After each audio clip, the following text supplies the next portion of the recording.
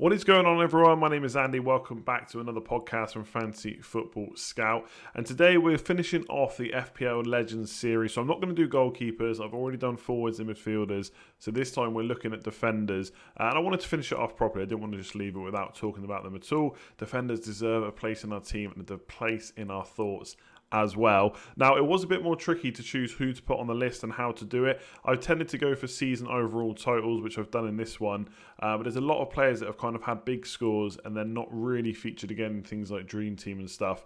Whereas for forwards, there was quite a few, and same for midfielders, quite a few consistent performers at certain scores. And obviously, as I've said in the other videos, you don't necessarily want to take into account just season overall totals. It's points per match that really matter. If you've got a defender in your team that gets kind of 7 points per match over 10 matches, that's obviously a really good score. It doesn't matter what they necessarily finish off with the end of the season because you can transfer them out and all that stuff. But we have looked at the season titles, and I've gone for players who've consistently hit over 160 points 3 times or more.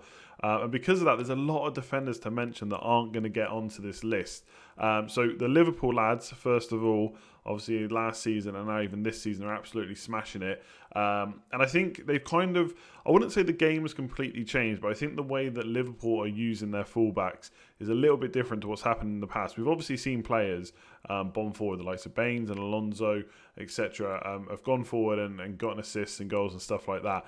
But with the Liverpool team, they kind of got that midfield three that kind of do a lot of the work. And the likes of Robertson and Trent Alexander-Arnold are almost like the creative spark in the team.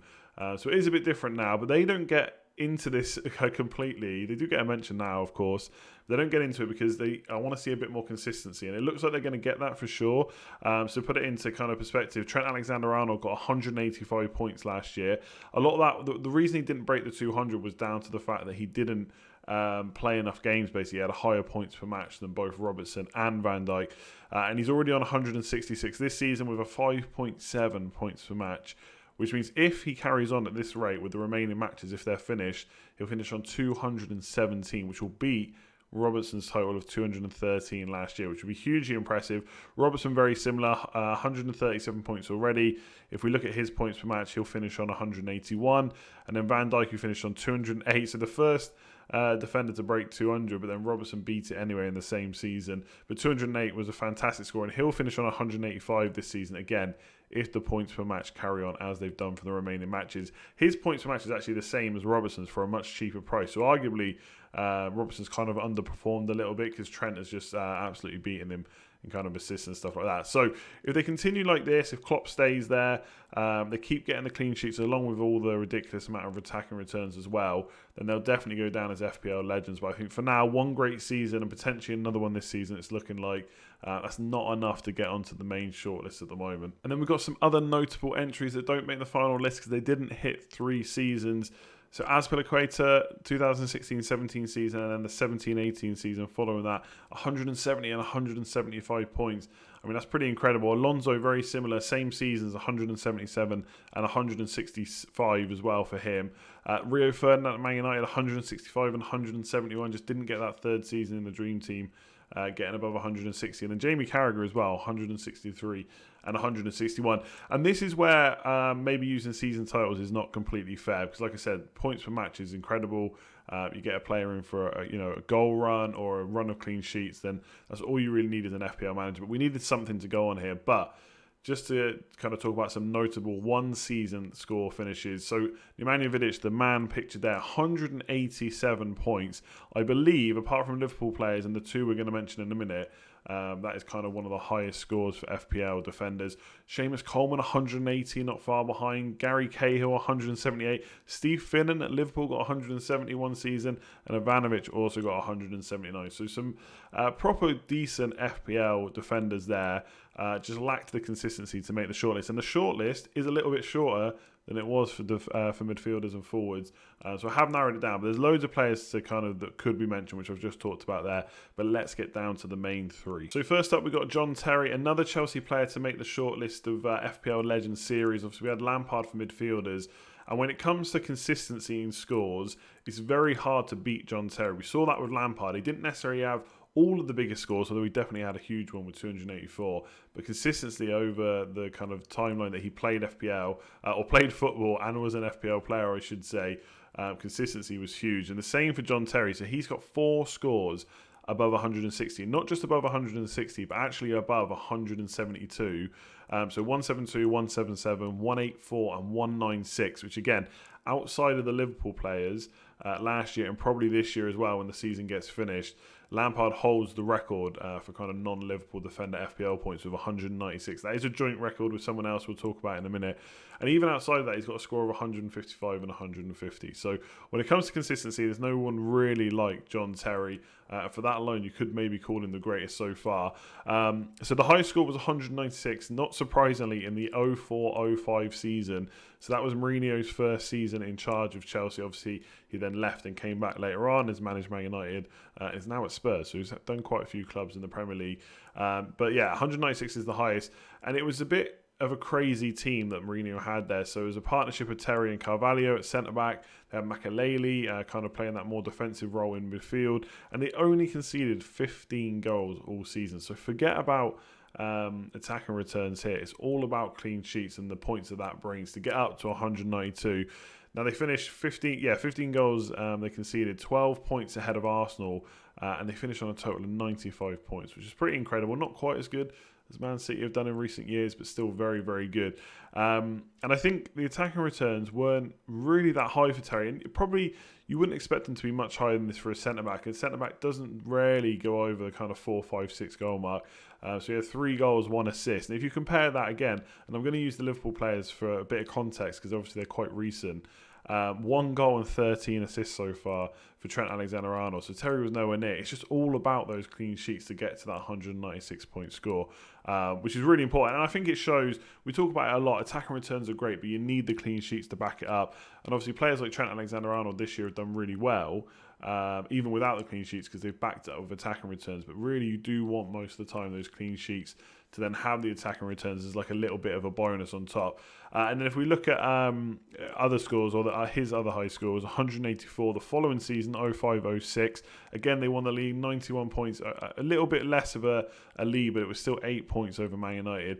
They conceded more goals, but it was only 22, which is almost one every other game. Not quite, but almost that good to only concede a goal once every other game, which is pretty crazy. I don't think these days we really have a team you'd expect to concede that few. I know Man City have been very good and Liverpool decent too, but that number of clean sheets is going to be pretty high from that Chelsea team, which is why the scores have been so high. So in terms of consistency, I don't think you can really look past John Terry as one of the FPL great all-time defenders. Next up is Joleon Lescott. Now I think unless you're a die-hard FPL fan, which I'm sure a lot of you are watching, or if you've been playing for years, like 10 plus years, you probably remember Lescott as one of the best defenders, but I don't think for many people, if I'd asked who was going to be on this list, he would be quite at the top. But he does have 3 scores of over 160. So 164 in 06-07, 196 in 07-08. So matched John Terry in an Everton side, which we'll talk about in a minute. And then the 08-09 season, the following one there, 172. So 3 seasons in a row of 160 plus, which is pretty decent. Like I said, I don't think he would have probably made most people's shortlist unless you've been playing the game that long. Obviously, when you sometimes talk about these kind of players, there's a lot of recency bias. You know, a lot of like Alonso's would pop up and Liverpool defenders, but Lescott was extremely good back in the day. So he does hold that record alongside John Terry of 196 points. Obviously, the record has been beaten. I'm not saying it's the best ever score, but in terms of kind of non-Liverpool defenders who pretty much broke the mould last year and how continue to do so this year, he does hold the record, who's in a non-red shirt or a non-Liverpool shirt. And like I said, the other 2 scores, 164 and 172. So the 07-08 season was at Everton, because obviously he went on to play for Man City as well. So that's back when David Moyes was in charge. Now, I'm not saying that Everton are a bad side now, but they were certainly a better side back in the kind of days of David Moyes. And kind of, maybe downhill's a little bit harsh, but they haven't performed as well as they kind of once did. And defensively, they were pretty good for a kind of non-traditional top 4 or even what you'd probably call the top 6 now.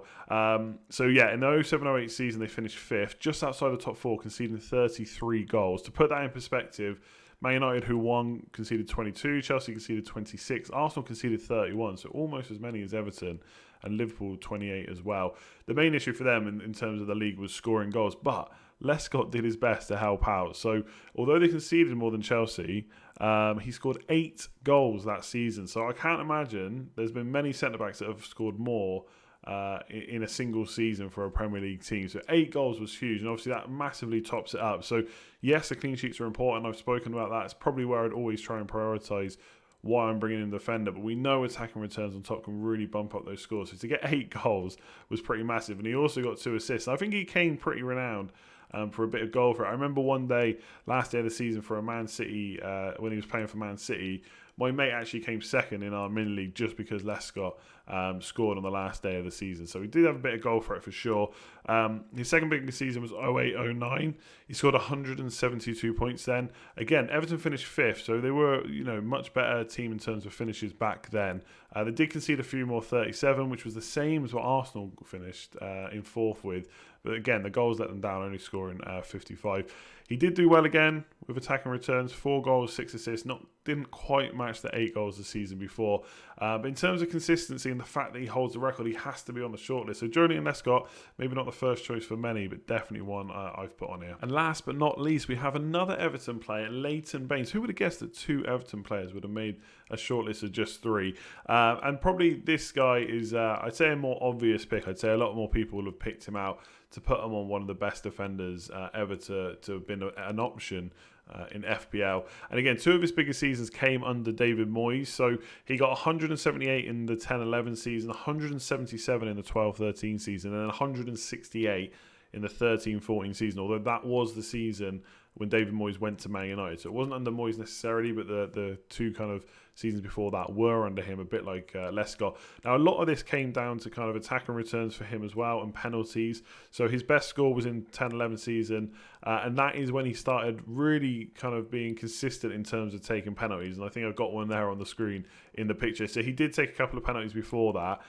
but he took 3 in that season and kind of went on to keep taking them then. And so Everton, back when kind of his scores were high, Everton were finishing a little bit lower back in the league. So in the 10-11 season, they finished 7th and conceded 45 goals.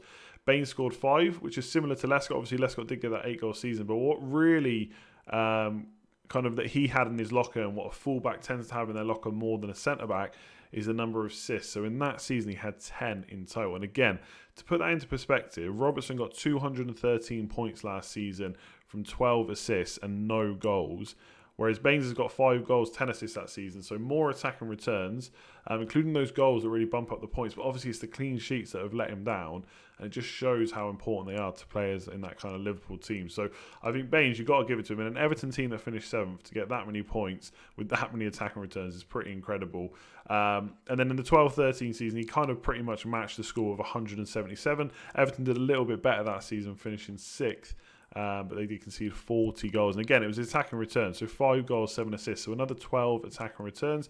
The same as Robertson got last season. But the clean sheet's just not quite there. So again, in terms of points per match, you get him at the right time. A flying down the wing fullback, getting assists, getting goals and stuff like that. You get him at the right time and he's going to get you some huge scores. Potentially even probably a season keeper. I'd expect that's what people would have been calling him way back then. But definitely one of the FPL greats. I think in before the likes of Alonso and Trent going down the wing, I think he is kind of, not maybe the original, but one that a lot of people would think back to in terms of kind of marauding fullbacks in FPL. So in conclusion, I think you have to say John Terry, in terms of consistency, those huge scores racked up just from clean sheets, which is ultimately, again, I know I'm repeating myself, what you want from a defender in FPL, probably has to go down as greatest, but that is so boring. Who cares about clean sheets apart from all of us? It's really goals that are more exciting. Yes, okay, I know clean sheets are great. You know, if you're going to get a 196-point season from someone like John Terry through clean sheets, you'd be more than happy with that. But when you're watching a game and you've got an FPL player in your team, you want to see those goals, you want to see those assists. And so for me, as it stands right now, Leighton Baines, I think, will go down as my favourite or the best FPL defender so far. 3 scores above 160, 15 attack and returns in one of those seasons is truly incredible. And I think given the consistency of those attack and returns as well, he will go down as the greatest so far. But that being said, we've seen Alonso do really well. 2 seasons above 160. Only really hasn't kept doing that because of his place in the team. Like if you look at this season when I'm recording this, he's actually on the highest points per match, or he's higher than the Liverpool players, and has played kind of 10 plus matches already. So if he keeps his place, he could even kind of maybe match the likes of Liverpool defenders if he had his place in the team the whole time. But obviously, you have to take that into account when talking about best defenders. If you can't rely on a player to play every single week, then they're not really that good for your FPL team. So Alonso's a hard one to put in, and I fully expect the likes of Trent Alexander-Arnold, if Klopp stays at Liverpool, if they keep playing like they do, if they got the likes of Van Dijk to help keep the clean sheets, obviously Alisson in goal very good as well, and also they have a system that relies on the fullbacks to kind of be the creative spark and get those assists, then there is no doubt in my mind that Trent Alexander-Arnold will overtake him and probably become the best if he carries on, as is. He's so young, he's got so much time to do it as well. Already on 185 points last year. Again, would have been much higher if he'd played the full season. He has played pretty much the full season this year and looks on course to break the record, and there is no reason why he can't do that next season as well. So yeah, Trent Alexander-Arnold probably going to be the best in a few years, but can't give it to him quite yet. It's going to go down to Baines for me, but let me know if there's someone you prefer. You know, the likes of Vidic getting those huge scores but only in one season.